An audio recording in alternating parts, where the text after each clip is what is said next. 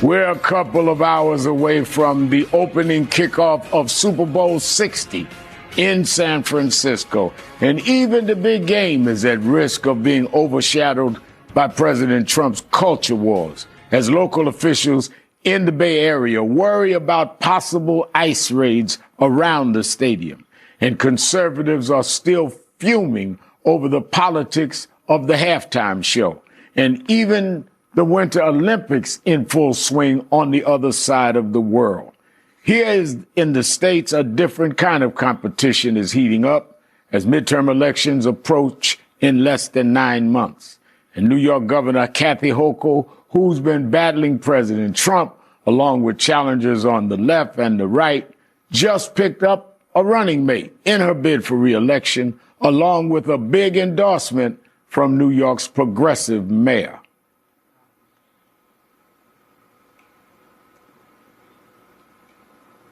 We will talk with New York Governor Kathy Hochul in a moment, and here with me to start this conversation, Chair of the Congressional Black Caucus, Congresswoman Yvette Clarke, and Chair of the Congressional Hispanic Caucus, Congressman Adriano Espaillat.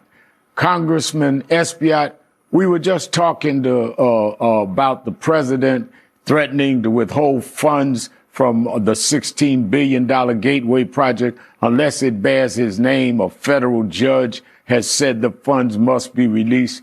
But I wanted to get your thoughts on the situation. Well, first and foremost, the Gateway project is a national security project. I mean, the Northeast rail line from Virginia to Boston is so frail that at any time, if it's stopped, if the service there is stopped, it puts the entire region in jeopardy. So this is a major national security issue. And at the same time, it's an economic development project. It's going to create thousands of jobs. So this decision to hold back the funding, this childish decision to hold back the funding, will impact the lives of thousands of families. And folks working there, the trade unions, are really upset. Some of those folks voted for him and now are regretting it, of course. Congresswoman Clarke, the White House kicked off Black History Month with President Trump sharing a video depicting former President Barack Obama and former First Lady Michelle Obama as apes in the jungle. The racist image has been taken down by the Trump administration, but Trump refuses to apologize, instead pushing all blame into a nameless staffer.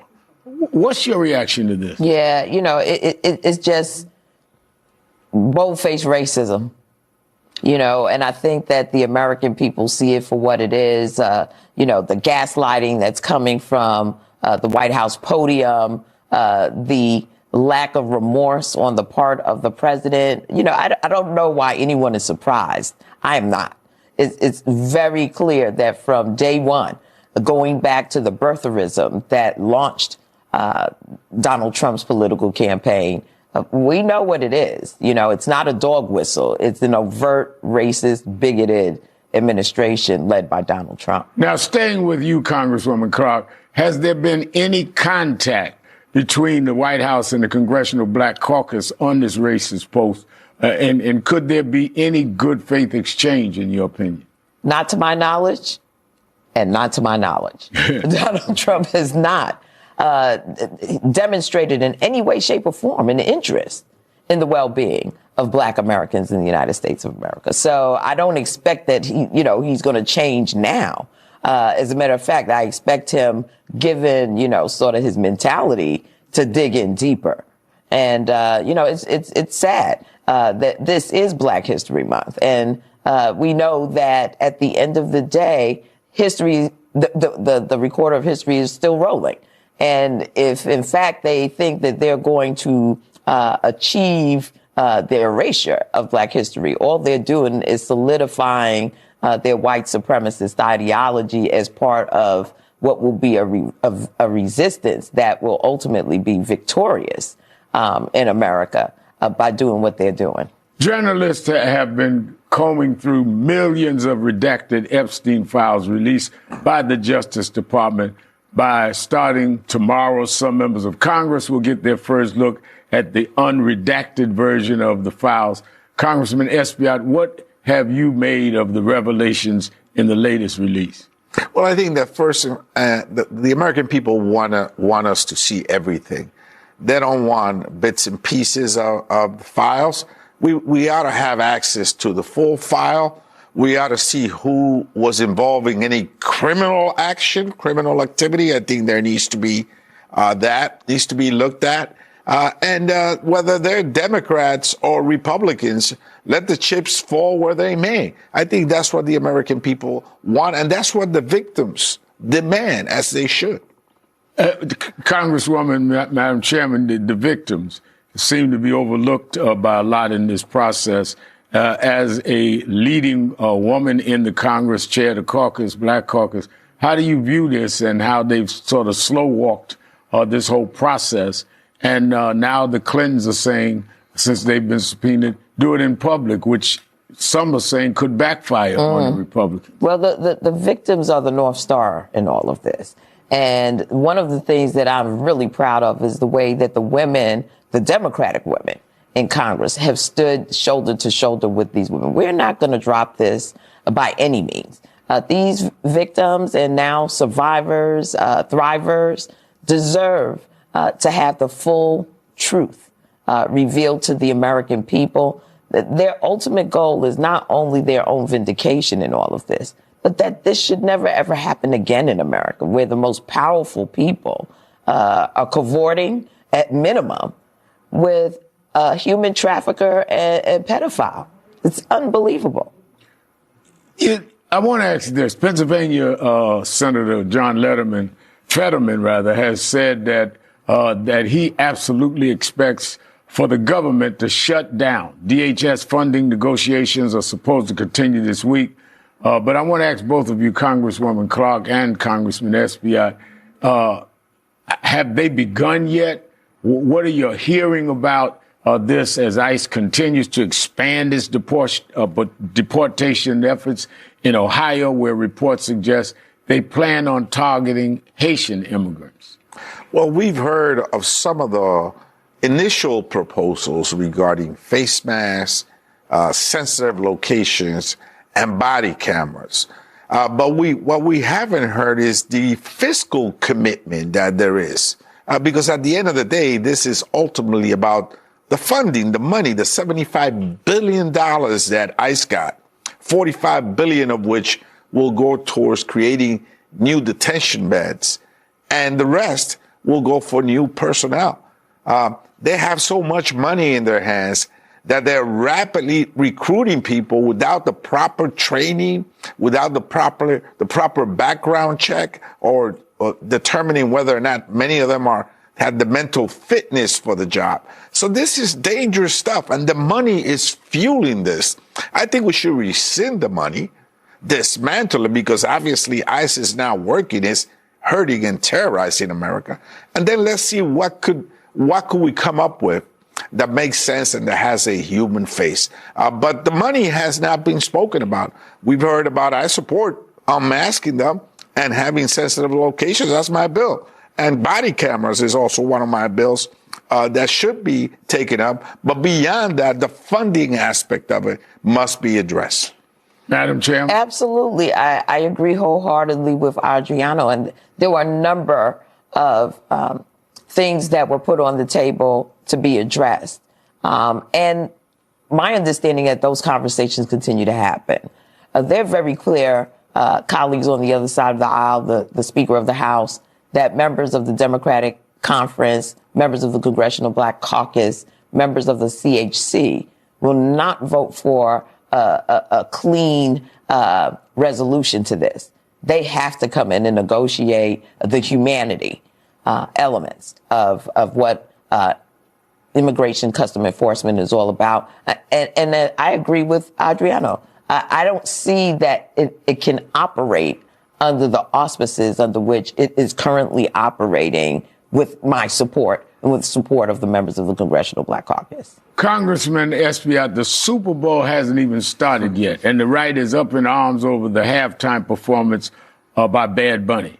The president has claimed the artist is sowing hatred, while his supporters have argued the Spanish-speaking singer is somehow un-American, even though as a Puerto Rican born U.S. citizen, he is American through and through.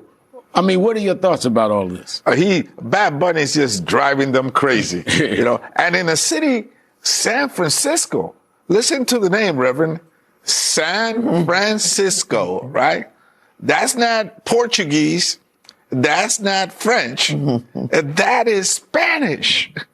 So we're going to be looking forward to that show, and I hope he brings in Cardi B and just make everybody jump up and down. All right. Well, thank you both, Chairman of the Hispanic Caucus and Chair of the Black Caucus, Congresswoman Yvette Clarke and Adriano Espaillat. Thank you both for being with us.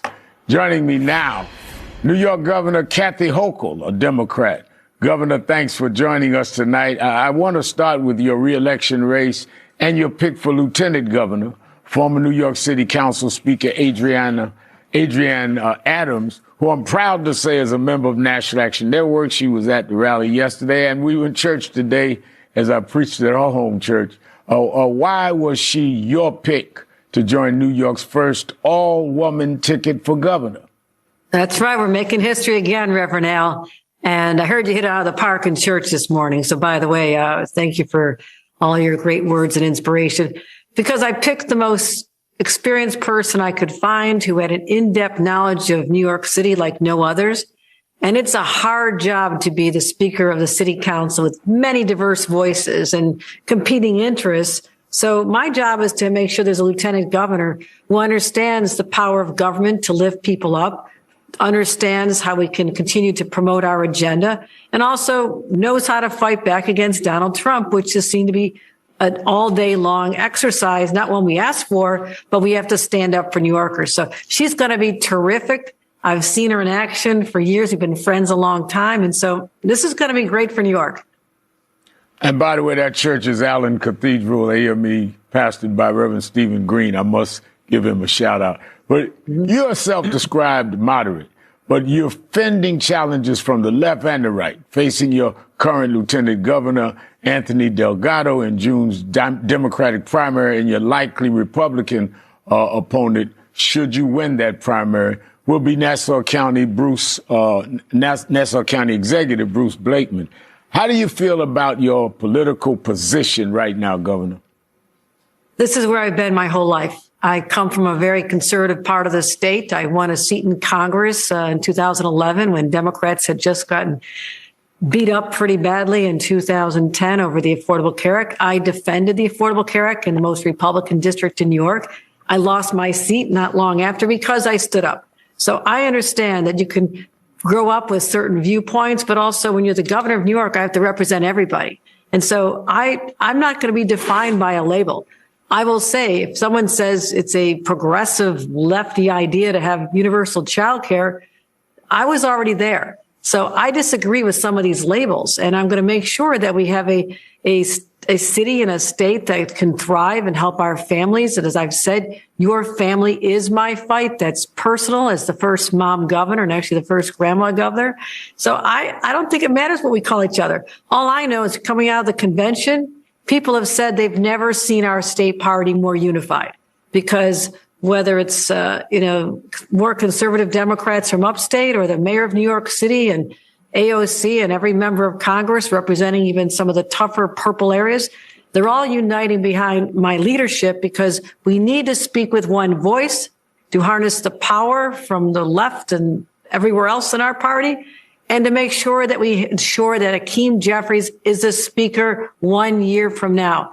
And then a lot of this crazy stuff that you just heard from two great friends of mine will be banished. We'll have at least a powerful check on the power that Donald Trump is just abusing by the hour. And we need that before we get to the 2028 election. So I'm very vested in unifying this party. I'm at the top of the ticket, and I know the responsibility I have to bring it home for Democrats.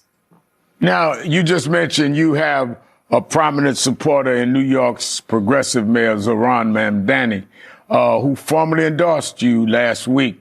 You two seem to have found common ground on fighting the Trump agenda and expanding services like childcare. But Mandani has criticized his city's budget, calling for more taxes on the rich, which you resisted. How do you manage those ideological differences with a key ally while continuing to finance the state's needs and initiatives that you and he agree on, Governor?